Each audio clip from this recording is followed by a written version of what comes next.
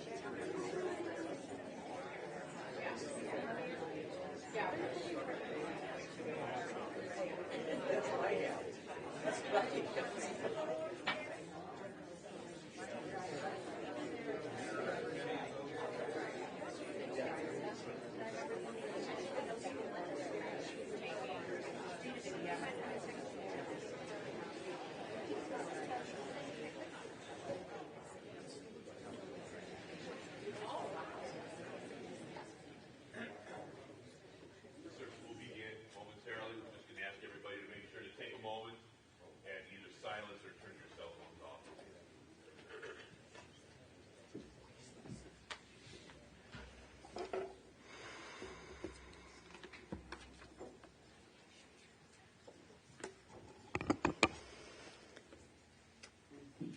It's hard to believe that we are gathered here today to mourn the loss of Perry Friedman, a true mensch and an extraordinary human being. In some ways, this just doesn't feel right, and it doesn't even seem possible, because Perry was always so full of light and so full of life. And how I wish that today could have been like any other day, when Perry would have been looking forward to the Cavs playing tonight, or maybe he was making social plans with Maddie and other friends. Certainly, he would have checked in to see how his children and grandchildren were doing, because Perry loved nothing more than being surrounded by the people he loved. Perry had a wide circle of friends, and he had a close-knit family that he adored. Of course, this includes his wife, Maddie, who was by his side for more than 51 years. Of course, his children, he was so proud of, Todd and Lisa and Brooke and Jason.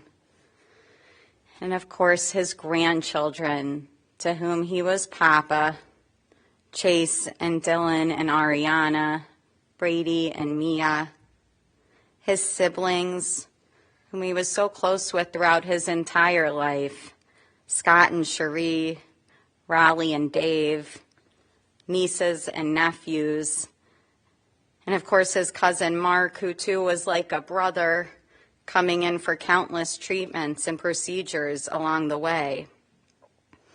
I wish that there was something that any of us could do to take away your pain, to make it go away. But I hope that by being here with you, you know that we are here and we are holding you in our hearts and we are mourning with you. And so together as a family, as in a community, we now walk this difficult path together. The words of our tradition are wise, and they're meant to help us at a moment like this. In the 23rd Psalm, we are taught that this period of time feels dark and difficult. The world feels dark and difficult. And it's lonely to think of a world without Perry and his quiet, calming presence. But the text is clear. It says, "Though I walk through the valley of the shadow of death." It reminds us that we will not stay in this place forever. We will get through it, and we'll do it by holding hands and being there for one another. The words of the 23rd Psalm say, "Adonai ro'i lo echsar, binot dashet yarbitzeni, almei menuchot yanchaleni, nafshi yoshvev, yancheni b'magleit tzedek lama'an shemo, gam ki elech begeit salmavet, lo ira ra ki ata imadi, shivtecha umishantecha hema yanchamuni, ta'aruch lefanai shulchan neged sorai, dishanta v'shemen roshi kosi revaya, ach tov v'chesed yirdefuni kol yemei chaya, v'shavti beveit Adonai la'orech yamin." If you'd like to join me. "The Lord is my shepherd, I shall not want. He maketh me to lie down in green pastures. He leadeth me beside the still waters. He restoreth my soul. He guideth me in straight paths for his name's sake. Yea, though I walk through the valley of the shadow of death, I will fear no evil, for thou art with me. Thy rod and thy staff, they comfort me. Thou preparest a table before me in the presence of mine enemies. Thou hast anointed my head with oil. My cup runneth over. Surely goodness and mercy shall follow me all the days of my life, and I shall dwell in the house of the Lord forever."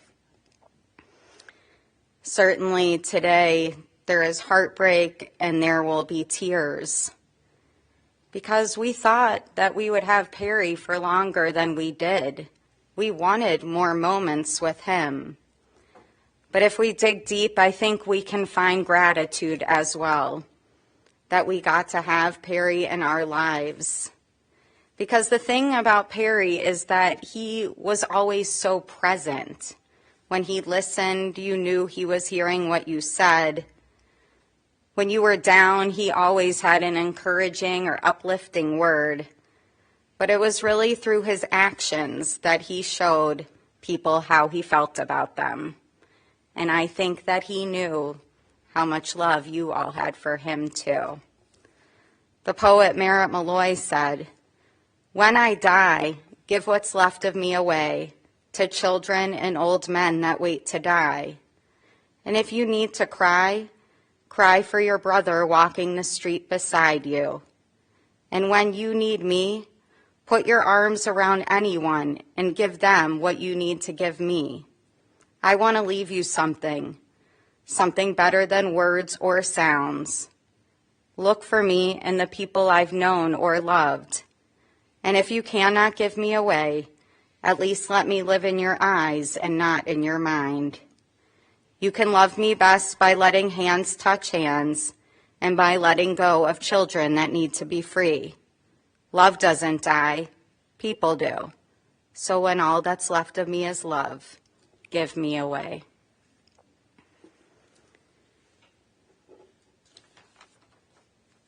And so we've been left with a legacy of love.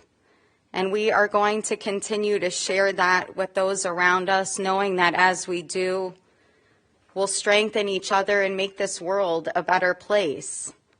Because the one thing I've heard over and over again about Perry is that he just had a way of making things better, and he had a way of making everyone around him better. He was truly an inspiration. It's been said that in order to inspire, one needs to laugh often and love much. One must win the respect of intelligent people and the affection of children.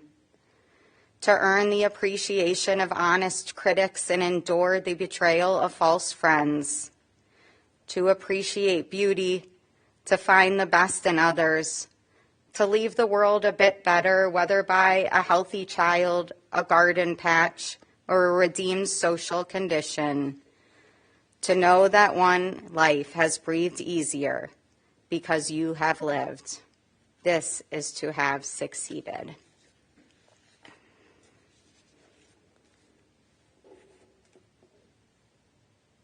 Perry's life and his journey began here in Cleveland. There he was raised alongside his siblings, Scott and Raleigh. Perry was the quintessential oldest sibling, always looking out for Scott and Raleigh. Together they had a wonderful childhood filled with the happiest of memories. Their parents were loving and also a lot of fun. They were always the life of the party and were often hosting friends in their home. They would eventually buy their Hunting Valley home on the top of the hill with the pool and the horses. This would become a gathering place for Perry, Scott, Raleigh, and all their friends. With the move, Perry had to change schools.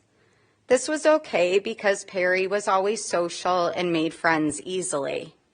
However, he stayed connected to his childhood friends. He would even cut class one day a week to go and hang out with them. They would remain his friends throughout his entire life. At a young age, Perry developed his love of sports, specifically Cleveland sports. His parents would take him to Browns, Indians, and Cavs games, often sitting in a box.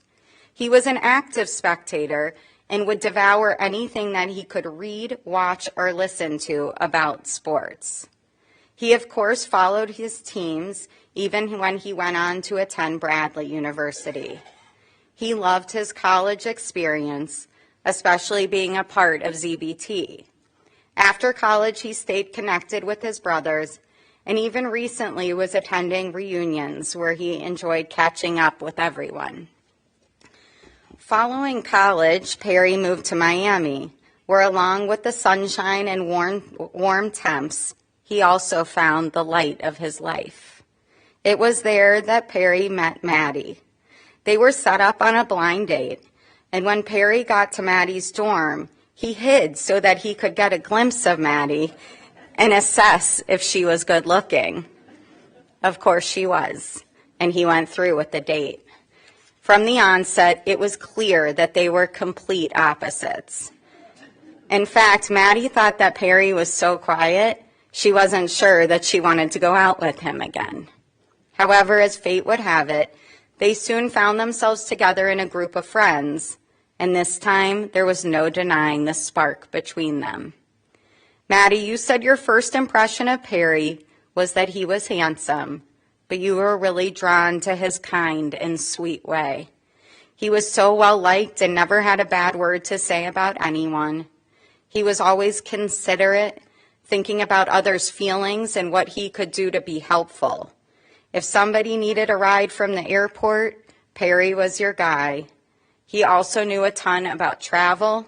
If you had a problem with a flight or destination, Perry could help you figure it out.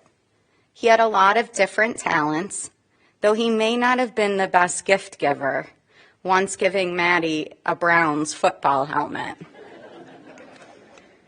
In some ways, sports was his love language, but no matter what, he always showed he cared, and he was the kind of person you could count on. But the person Perry counted on the most was you, Maddie. You were his rock. He loved the way you took charge and would have an opinion when he didn't. He was impressed with your drive and hardworking nature. He also liked that you knew how to do things he didn't know how to do, like fix things around the house. Perry knew that a life with you would be full of love and excitement. So the two of you got married in New York and then began your life together back in Cleveland. There, Perry worked for the family business Erie Sheet Steel. With this job, he was able to create a healthy work-life balance. He still had time for sporting events. It was at the Cavs game that Perry met some of his dearest friends, Steve, Kenny, Stuart, Shelley, and George. For years, they would get together for games and trips. But Perry also made sure that he had time for his children. First came Todd and then Brooke. Todd and Brooke meant everything to Perry. They were his world. He was a hands-on dad, always present and there to offer support. When times were difficult, he always made you feel like things would be okay. He just wanted his kids to be happy. Todd, you and your dad were always so close. You remember how he would let you play hooky and go on business trips with him. And as your passion as a sports fan developed, that brought you even closer. You also were lucky in that he was the cool dad. All of your friends always adored Perry. He made everyone feel so comfortable. Brooke, you and your dad shared so many similarities. In some ways, it was like you were the same person. I know you always took it as a compliment when people would compare you to him. You always knew that your dad was your biggest fan and behind you in everything you did. As a father-in-law, Perry also had so much love to share. Lisa remembers how Perry was one of the first people to show up after Chase arrived. And Jason, you appreciated how you could sit and watch sports with Perry for hours without having to say anything. But of all of Perry's roles, the one he may have relished the most was being a grandfather. And that was how I knew him the best. He never wanted to miss a school event or performance. And what a true blessing it was that he was able to be with us in Chicago when Brady became a bar mitzvah. He was so proud of all of you. And I know that each of you had your own special, unique relationship with him. The last 10 years of Perry's life were filled with challenges, but he never complained. It would have been understandable if he wanted to give up at some point or say that he had had enough, but he never did, not for a moment. Instead, he bravely faced whatever came his way. No matter what, he maintained a positive outlook and kept looking toward the future, no doubt hoping that he would live to celebrate more Cleveland wins and more important moments with his family and friends. But we will hold on to the moments we had, knowing that the years we spent with Perry were so precious. How lucky we were to have him in our lives. He was a loving husband, father, grandfather, brother, uncle, and friend. But more than that, he was a lovely human being. May we all follow his example, and may we all strive to fill our years with as much life as Perry filled his. Zichrono livracha. May his memory always be for a blessing.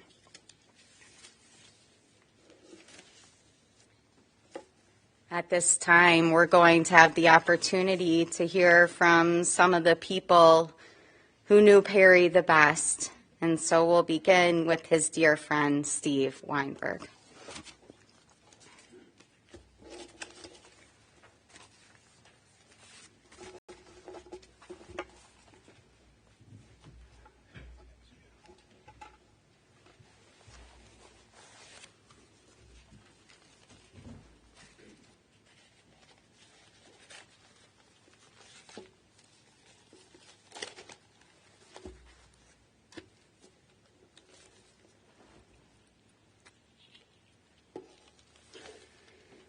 I met Perry about 50 years ago with Maddie.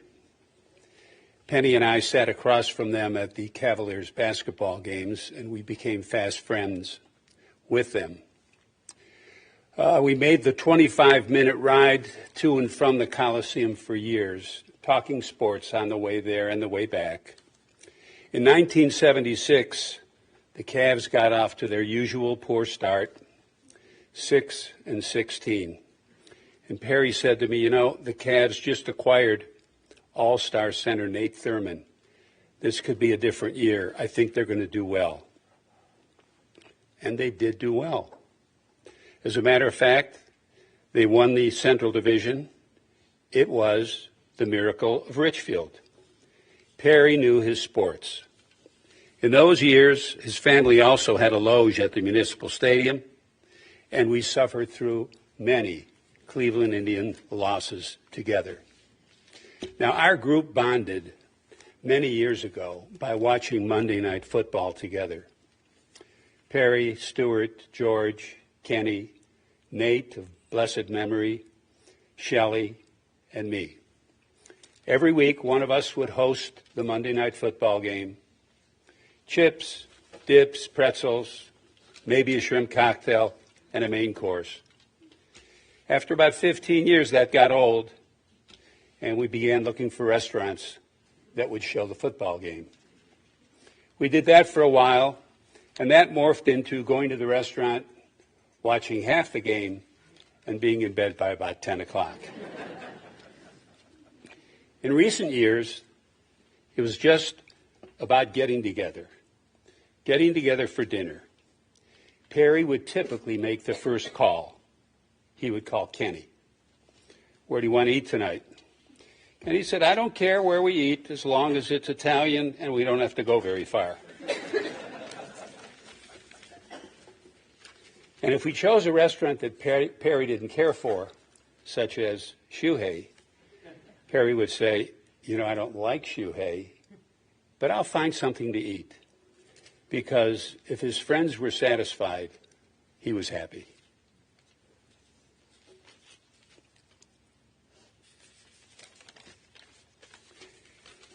He wasn't the first to speak, and he wasn't the loudest voice, but he was a good listener and a great friend. He had a good heart and was always willing to lend a hand, whether he was offering words of encouragement or just being the cooperative good guy that he was. We followed Todd and Brooke's life as Perry shared the many successes with us that they had. As well, he was always interested in my kids and grandkids and the kids and grandkids of his other friends.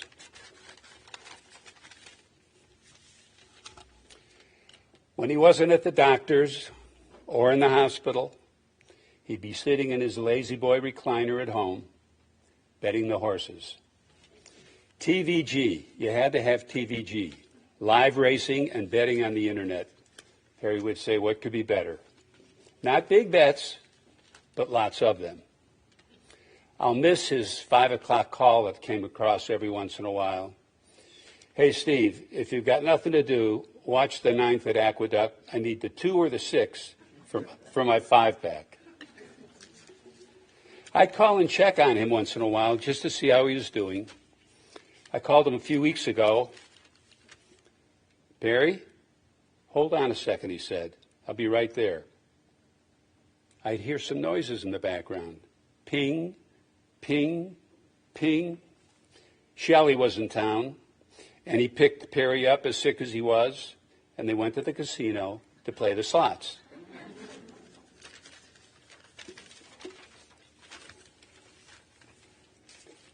Perry loved the action, that's what it was. But in celebrating Perry's life, beyond his love of sports, we know what a pleaser he was, the kind of friend who brought his kindness and caring to all of us that he knew. He wasn't only well-liked, but he inspired us through his compassionate acts and his love of sports. P, as we called him, could connect with all sorts of people in all walks of life. His affable nature and genuine interest in others made him the most beloved guy in our group. He had a rare gift of making everyone feel valued. Last month, he made a big bet. He wanted to go to Chicago for Brady's bar mitzvah. That was about 10-1. Cold and snowy weather, many airport obstacles, car rides to the airport, from the airport to the hotel, and then again to the temple. Difficult enough under normal circumstances. But with Maddie's relentless support, it was now even money. Maddie was always there. While he was sick these last many years, she was always by his side. He made it to the bar mitzvah to honor Brady. He shared a final, wonderful weekend with his beautiful family. He was a fighter, sick for many years, as we said. His physical challenges started several years ago. He never complained and relished the short, temporary victories that came along. A clean scan, a positive report from the oncologist, or just having a decent day. He joined in when he could, come to dinner, come to a movie, or just hang out. I'll cherish his friendship and the good times we shared. He taught me the importance of friendship and compassion and living the good life. As we say goodbye, it's easy for us to relate to his kindness and consideration for others. May his spirit live on in our hearts as we have honor his legacy by spreading love and compassion for others just as he did.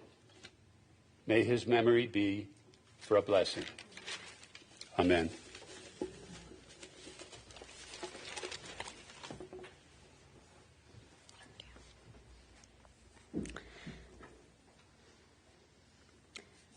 Now we are going to hear from Perry's siblings, Scott and Raleigh.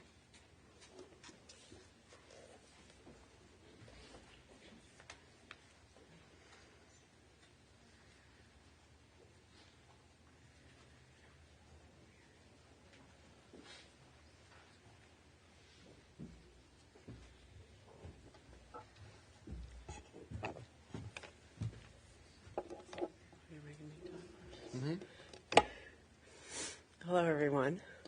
I'm Perry's sister, Raleigh. It's my brother, our brother, Scott. And thank you all for being here. Of course, we're saddened today to say goodbye to our brother. We like to call him PDF. And he's also has a little nickname that's private for the Jordan family, which is Uncle Dukenset. We love Perry so much. The kindest, sweetest, most gentle man ever. I didn't get to see a lot of him because I live in Colorado. But when I did, and when I came here and we talked, he's just the best brother ever. So concerned, as you said, Rabbi, about everyone else but himself. Always worried about his family, myself. He was a great older brother. Not that you're not a great younger brother. And we will miss him dearly.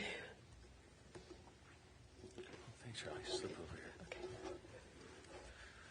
I'm Brother Scott, and can I say that at a Jewish ceremony? Is that okay? Yeah, okay. Anyhow, yeah, Riley, you just reminded me I was always, when introduced by my father, was always number one son and number two son. And, you know, that was kind of odd for a bunch of years, and then I just realized he just loved us both, and that's how he identified us. And that was great. And like everybody said, Perry was just so kind in general. He left it to Maddie to ruffle the feathers. He just, I was thinking about it. He reminded me of Uncle Al. Now that I'm thinking about that, a lot of you don't know our Uncle Al Berger, but he was my father's sister's husband, or his brother-in-law, and he was just universally known as the nicest guy. His wife Florence would do the ruffling, and that's what Perry was like. I left my notes at home, but I was just thinking about where we bonded, and first of all, we looked somewhat alike, but being the younger brother, it's always, oh, you're Perry's younger brother, you look just like Perry. How's Perry doing? Okay. And but so I was 9 when he was 7 years older. I was 9 when he was 16, and he went away to school really quick. But when he was in town, he, like everybody said, he had a lot of friends, and he'd drive me around. I was 9, he was 16, and I'd hang out with his friends when he let me, and I could see then what great relationships that he was getting. Then I went away to college, and he always had my back. I had a bad first year, and he went to my parents' mailbox and rifled my report card for me before they could get it, and and he was there for me. We then, he went right to work for my dad, and then I, after graduating college, screwed around for a few years. But then we had 9 years together working as a family. We'd had lunch 2-3 times a week together, and got to know each other really, really well. I took off after 9 years and did my own thing, and 20 years later, I was lucky enough to bring him into the company that I was at. So we had another 5 or 6 years where, I had a 43 to 45-year career. He had a 50-year career in the steel industry. Very consistent. People loved him. And that company went in a different direction, and he stayed with it, and I went somewhere else. And then last year, he came to the company I was with again. So, a lot of differences, but we wound up at the same place. And the last year was amazing because, we've grown a lot closer the last 10 years. We both had some health issues. And the early days, we played a lot of softball with Steve, and we bonded over the sports. And Steve had his friends and Perry's friends, and I had my degenerate friends, and they'd be waking us up in the parking lot at 8 a.m, say it's time to play. Every Sunday morning. It was brutal, but it was fun, and so we bonded over sports. And he came to my, when he was in town from college, he'd come to my sports games, and he'd be there when he could, and so. But the last 10 years was very different for both of us, actually. And we grew a lot closer. And, he's just always there. He had his first bout with cancer, and then I had 3 surgeries, and he's sitting next to Cherie every surgery, waiting. He's just there. And then a year later, I had another, terrible issue where, I went down. I was in the hospital for a couple weeks, and I was in intensive care. And Perry shows up. He's there every day with Cherie, and he shows up, and like I said, we kind of look alike. And Perry's here, sitting here, and Cherie's here, and I'm behind the curtain over here. And this good friend of Cherie's and mine, he just wanted to come in and see me when he wasn't supposed to yet. I was still in ICU, and he barges in, and he sees Perry, and he goes, "My God, I knew the Cleveland Clinic was good. I just didn't think they were that good." And then he looks behind the curtain and he goes, "Oh." But, so we had a lot of connection just being together the last 10 years and bonding over that. And that was very important to us. I've got to know Brooke better the last year.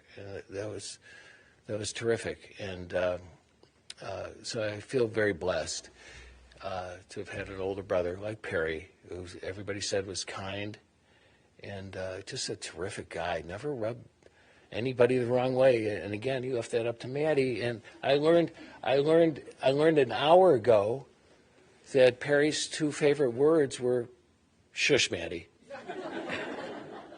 So, Maddie, it's all good. You had a great man and a great brother. Thank you. Thank you all.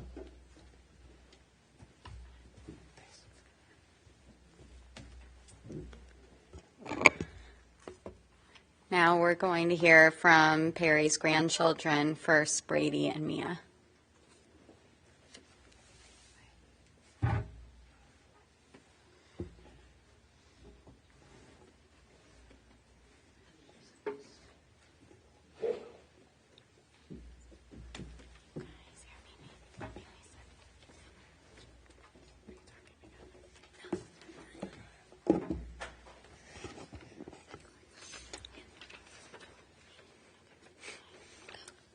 Papa, you were the sweetest, best, most loving person I've ever met. I loved watching sports with you, talking to you, and hanging out with you. Every time I would come to Cleveland, you would be there at the airport, we would have our luggage, and you would be in the airport driveway waiting for us in the car. When we walked out, you would be waving to us, so happy to spend the next week with us.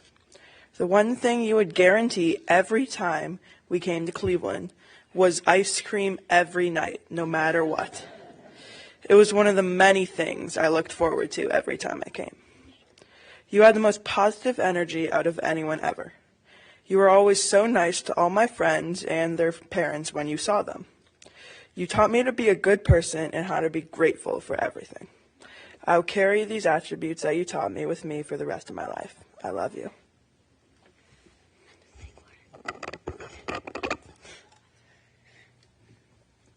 Dear Papa, I will miss you a lot.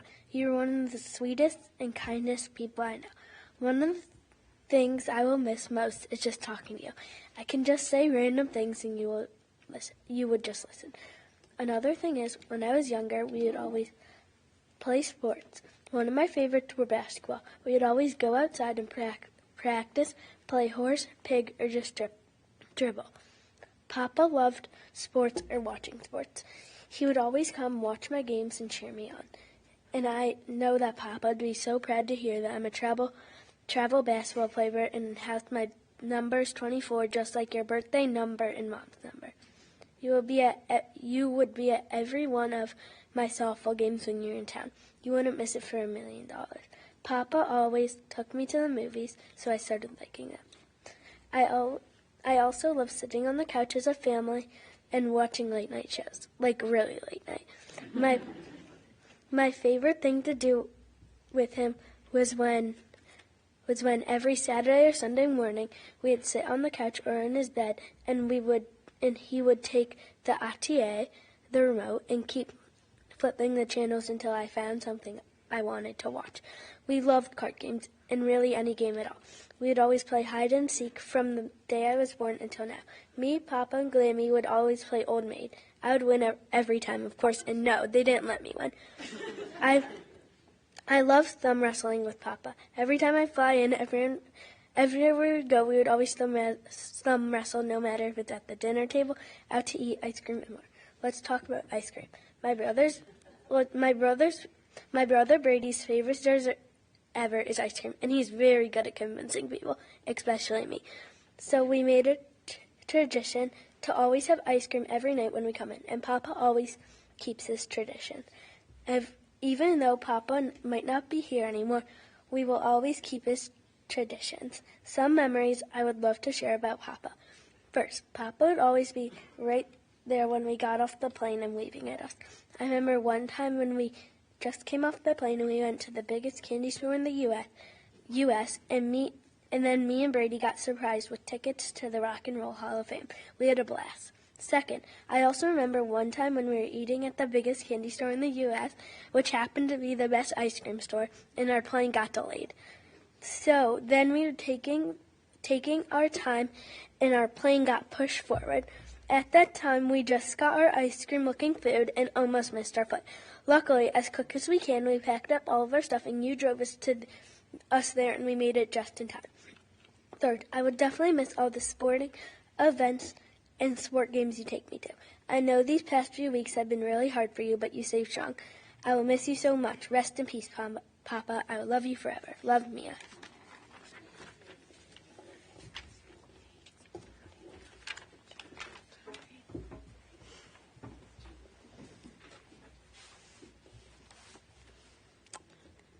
And now Perry's other grandchildren, Chase, Dylan, and Ariana.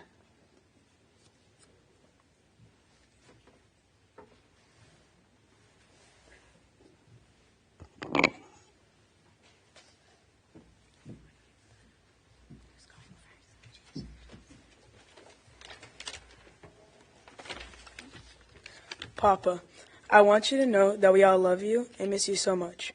We have such amazing memories with you from the second we were born. My parents always tell us the story of how when I was born, you raced to the hospital the second we were born. You lived far away, but you always wanted to be close to us. You would come visit us, come to my games, and would always be my biggest supporter. I remember doing Superman with you, and you would fly me around the room, and I would remember loving that. I will never forget all of our memories. I love you, and we will all miss you.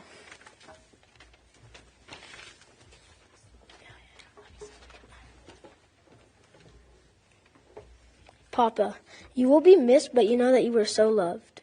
We had a common love for Cleveland sports teams, and you got me into loving sports. I love that you always seemed to get me and have patience, and you always knew how to get my heart, like when you came to visit and we would go to gas stations and get candy. You have such a big heart, and I hope that you know that I know that. Love you, Papa. Papa, you lived far away, and even though we didn't get to see you all the time, I always knew how much you loved me. I loved when you would come visit and you joined us for holiday dinners. You always cared so much about my sports and always made me feel so special. I especially loved our visits to Toys R Us when I was younger. You always spoiled me and made me so happy. I hope you know how much we love you and always will.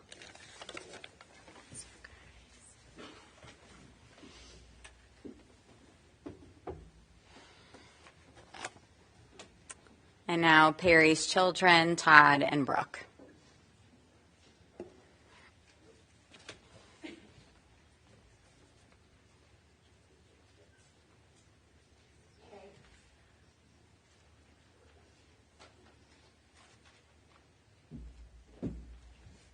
That was a hard act to follow. Okay.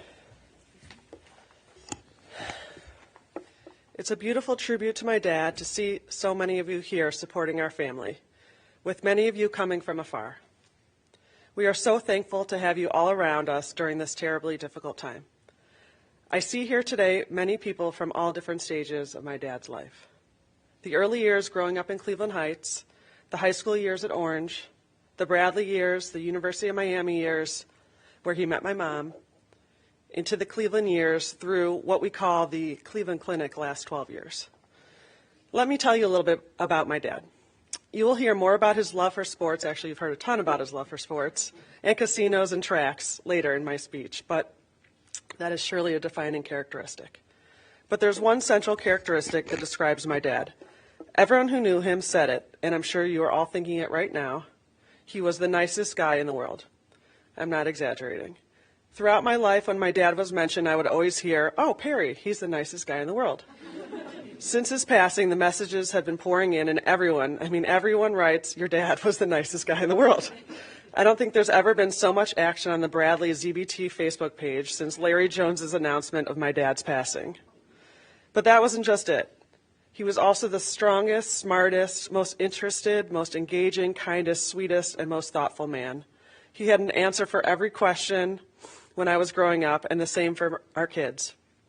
He read the paper cover to cover every day, always knew the weather, and loved watching pageants and award shows with us.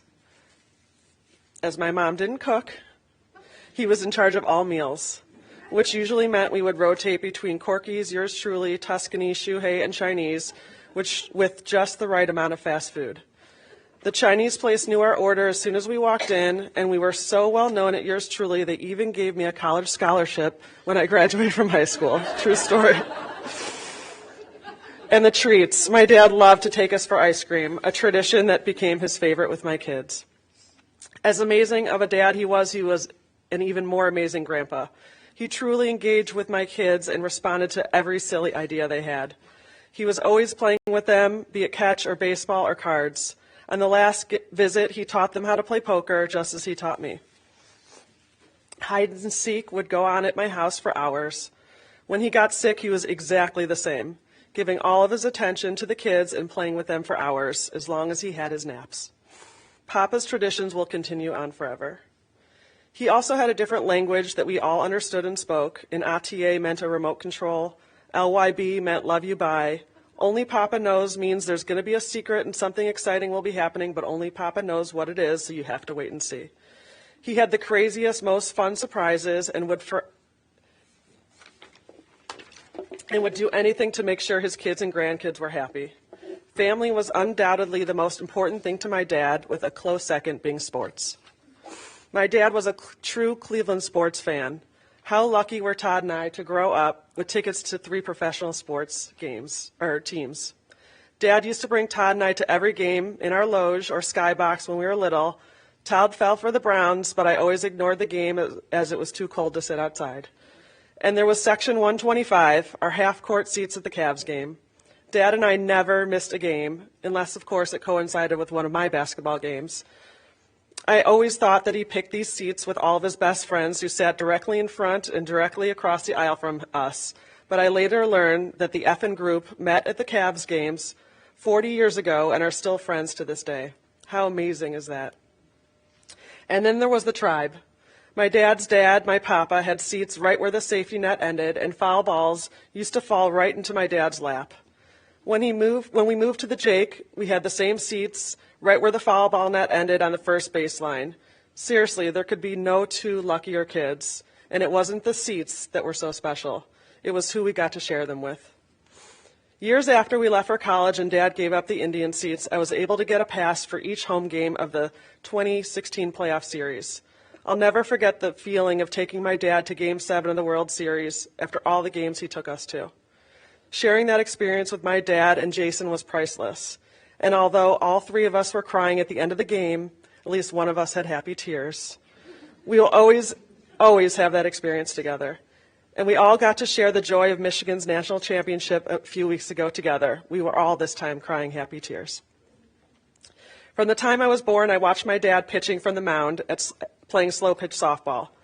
Of course, softball was our family's bond. Softball was in our family's blood. My dad's father, Jay, started the Cleveland Jaybirds, part of the American Professional Slow Pitch League, which my dad was part of until around the time I was born. But I carried on the tradition growing up into high school, and even today, playing softball with my team, the Flashbacks, every summer, and coaching me as teams. My dad famously would drive around to whatever field I was playing on to check the mound conditions before each game, and he would give me a report. Who does that? Other than my dad. He loved watching Mia continue the tradition as she became a softball pitcher, and he would schedule his visits around Mia's games. It wasn't just softball. I watched my dad play basketball too growing up and followed into those tall footsteps. My basketball number, like Mia's, was 24. Why? Because my dad's birthday was May 24th, and my dad was my sports idol. It's no coincidence he died on 2/4/24. I'll be wearing that jersey number forever. Making it to Brady's bar mitzvah was an absolute miracle that I credit to two things: my dad's and my mom's strength. Having missed so many of his family members' simchas, he was determined to make it to Brady's. As I reflect on my speech for Brady at his bar mitzvah, it's amazing how so much of what I described about Brady's goodness is attributable to his papa. I didn't think there could be a person as nice as my dad, but Brady is that person. There is no one that knew my dad that disliked him. His whole life was spent making sure everyone around him was happy and taken care of. Most will credit the doctors and nurses for keeping him alive for 12 years with lymphoma, but I credit the pair that got him there, my dad's fight and my mom's care. Just as my dad was so concerned about everyone else, my mom cared about and was concerned for Perry. Their love affair was so special, even more so the last 10 years. My mom married him because he was tall, dark, and handsome. That may be how it started, but it became the most wonderful love affair for 51 years.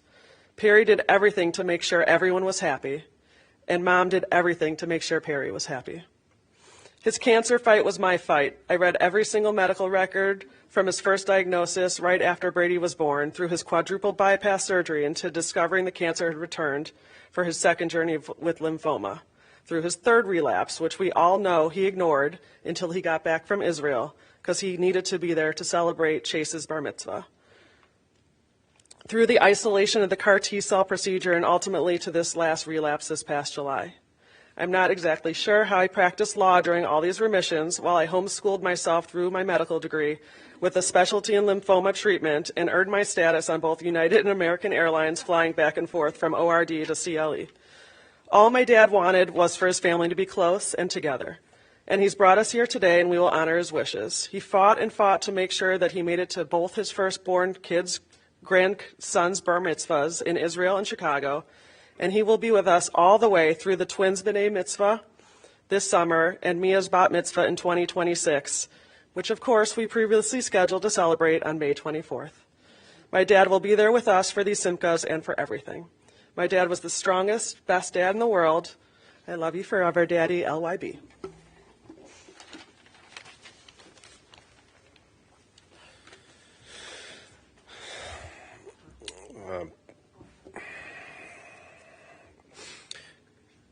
Perry Daniel Friedman was a man of few words.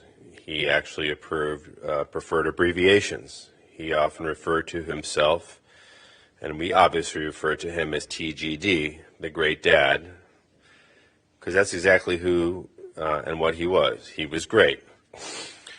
There were other abbreviations such as LYB, meaning love you bye, that he would say to us every time we either hung up the phone or said goodbye in person and kiss us on our heads. He shared many abbreviations with my high school and college friends as well, but those aren't really appropriate to discuss here. My dad and I had an interesting relationship, full of love. We never had these substantial heart-to-heart conversations or, even spent long time on the phone talking. Our love was more, of a presence and understanding, and just to be able to be around each other, so I could just sit with him and watch our favorite sports teams plays, or watch movies and just really sit in comfortable silence. That was our relationship, because that was really his personality, and his presence was understated yet powerful and meaningful, and that's how I felt about him. For the past 24 to 48 hours, I have received so many texts and messages from friends from college who I haven't spoken to in 20 years, just talking about how, every time they would come and visit me, they just absolutely loved hanging out with my dad. He just made everyone feel so comfortable and at home, and he was really just like one of the guys. I mean, he just wanted to be around these moments. We bonded over our love of sports, which was weird at first because I was never an athlete, but somehow managed to indoctrinate me into loving our local teams, the Browns, the Indians, and Cavs. We were together for all these amazing, special Cleveland sports moments, the 95 World Series, the 97 World Series, the drive, the fumble, the shot. Sorry, we were together for a lot of Cleveland sports moments. And we did experience a win here and there. And even though a lot of these games were traumatizing, it didn't matter because we were together and we got to experience it as father and son. I know it was tough on him when I moved to Los Angeles, as he knew I probably wouldn't come back. But I know that he was proud of me and happy for me because he was all about family. When my oldest son Chase was born, he got on the first plane possible and rushed to the hospital so he could be with Lisa and myself and our newborn. And as my kids got older, he would come and visit and took so much pride in watching them play and succeeding in playing sports, something he never really got to do with me. He didn't care that I wasn't an athlete or interested in playing sports as I was relegated to my comic books and Transformers. He was proud of me no matter what and always wanted to be involved in whatever I was doing. I hope I've made you proud, Dad, and try to become as good as a father to my kids that you were to me. Finally, one last thought about my dad. He was quiet, he didn't talk a lot, and I never really thought him as a tough guy, likely because he was just always understated and he liked to avoid conflict. But after seeing him battle so hard these past few years, lymphoma, prostate cancer, quadruple bypass, lymphoma again, and just the amount of resiliency that he showed to stay alive, to be there for his family and the rest of the family is truly remarkable, and I've never seen anything like it. And I love you so much, Dad, and I know that you're no longer in pain, and rest in peace.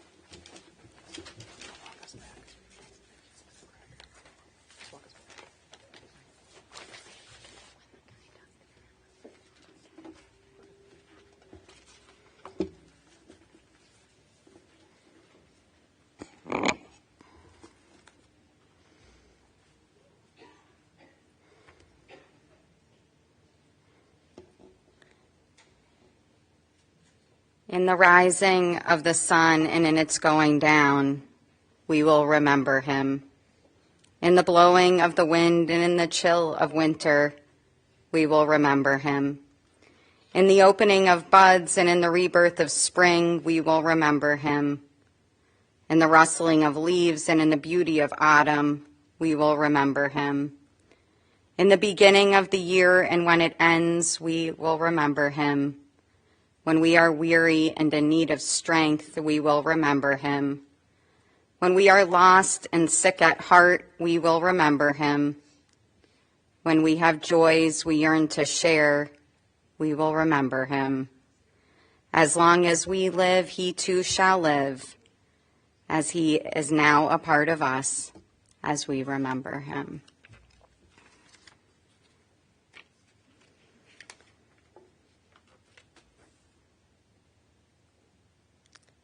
May the memory of Perry Friedman endure among us as a blessing. In your time, O God, when we too are called to eternity, may we leave this life secure in the faith that in your light we shall see light. In life and in death we cannot go where you are not, and where you are hope endures. Sustained by this assurance, we invoke your name.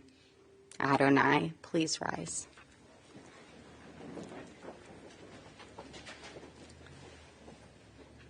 El Male Rachamim, Shilchein Bimromim, Hamsei Menucha Nechona Tachat Kanfei HaShechina, Im Kedoshim Utichorim Kezohar Harakia Mazhirim, Et Nishmat Ephraim, Shahalach Le'olamo, Ba'al Harachamim Yastarechu Besater Kanafav Le'olamim, Vayitzur bitzur hachaim et nishmato. Adonai hu nachlato v'yanuach b'shalom al mishkavo v'nomar. Amen. Compassionate God, eternal Spirit of the universe, grant perfect rest in your sheltering presence to our beloved Perry Friedman, who has entered eternity. O God of mercy, let him find refuge in the shadow of your wings, and let his soul be bound up in the bond of everlasting life. God is his inheritance. May he rest in peace. And let us say, Amen.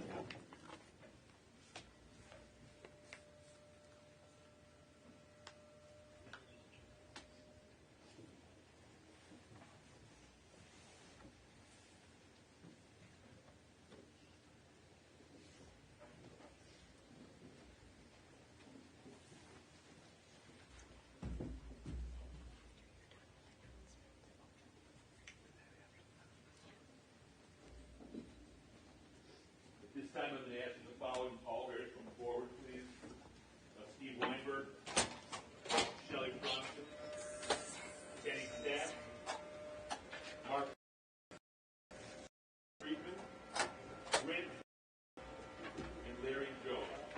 Come forward at this time, please. The interment is going to take place at Mount Olive Cemetery. We're going to pause the service now. And we want to make an announcement that the family will receive friends immediately following the interment at 3 Village within the community room, 5153 Village Drive in Lyndhurst. They'll be receiving this afternoon, and then until 4 p.m., and then 6 to 8 p.m. Followed by Thursday evening, 6 p.m. to 8 p.m. Contributions are to Justice and Leukemia and Lymphoma Society. Thank you. If everyone will please be seated, we just do have final words before we make our way to the cemetery. It seems fitting that the final words belong to Perry. These are words that he wrote just a few years back. Dear Maddie, Todd, Brooke, Lisa, Jason, Chase, Ari, Dee Dee, Brady, and last but not least, Mia. Today's date is March 19th, 2020. If you are reading this letter for the first time, I hope that the kids age is well into their teens or beyond. Hopefully, maybe I'd have been a great-grandfather by then and have several more names to add to the top. The reason that this letter is being written on this date, the 1-year anniversary of my 4th bypass surgery, is to thank all of you for being the reason that I fought to recover from 3/19/19 and subsequent third cancer and its treatment. My love for all of you has made this fight so much easier. I did go through a lot, and I did it all for you. Maybe a bit selfish, but I wanted to see all of your continued growth and what you have and are to become. Hopefully you won't be reading this letter until the 10th anniversary of the surgery or beyond. As you know, the past dozen years up to today has not been easy on many fronts, but I repeat, you are the reasons my life has been far from hard. With the love and support of family and friends like you all, I may live to be 100 like my father-in-law. Today also has us facing a new enemy, the coronavirus. As the next few months unfold, I pray that none of us are affected beyond the inconveniences we all face. Remember, you are all Friedmans by birth or marriage, and we are fighters. In closing, please keep remembering all the good times we had together and continue the wonderful lives I see you having. Not ever having to worry about Todd and Brooke and their beautiful families has made my life so much better. Just make sure that you take care of Mom, as I can't any longer. I love you all, Papa. That concludes our service. If the pallbearers will take their place.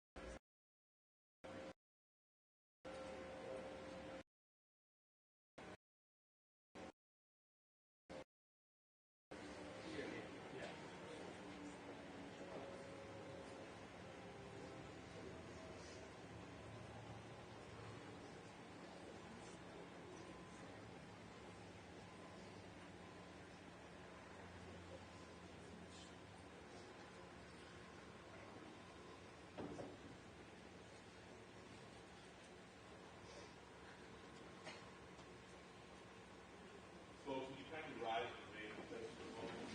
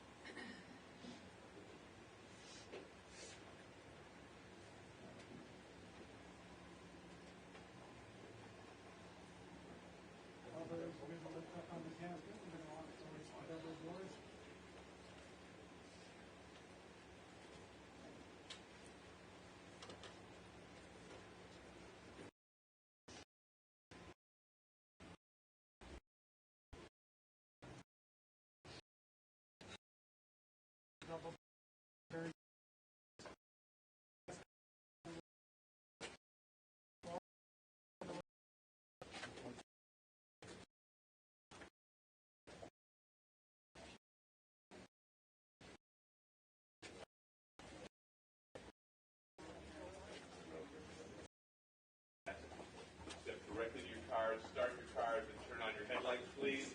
You can exit to the front or the rear of the chapel at this time.